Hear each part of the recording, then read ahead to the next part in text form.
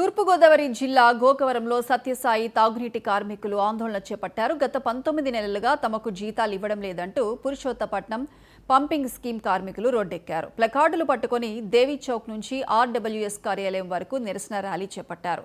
జీతాలు, PF, ESI ఆరోగ్య భద్రతా సౌకర్యాలు కల్పించేంత వరకు నిరసన కొనసాగిస్తామని హెచ్చరించారు. ఎటువంటి ఆటంకం లేకుండా ప్రజల వద్దకు చేరవేస్తూ ఉన్నాము. ఇలాంటి పరిస్థితుల్లో 19 నెలల జీతాలని టైంలో మేము ఎలా బతకాలి, మా కుటుంబాలను ఎలా పోషించుకోవాలి? అలాగే ఇప్పుడు అందరూ కూడా స్కూల్ తెరిచిన టైం ఇది.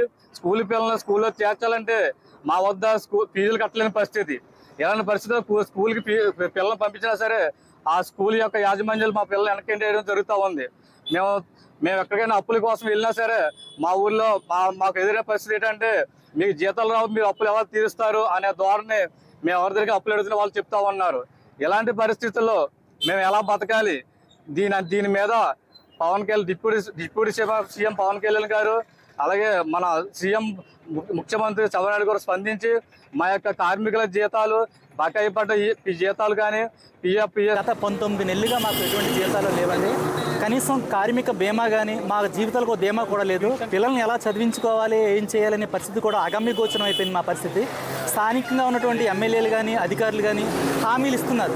హామీలు ఇచ్చినప్పుడు ఒక నెల జీతం ఇచ్చి మళ్ళీ గడువు అడుగుతున్నారు. గడువు పూర్తయిపోయి 2-3 నెలలైనా సరే మనం పట్టించుకునే పరిస్థితి లేదు. మౌలిక సదుపాయాలైన త్రాగునీరుని ఎందుకు ఇంత నిర్లక్ష్యం చేస్తున్నారు ఈ కూటమి ప్రభుత్వం అర్థం కావట్లేదు.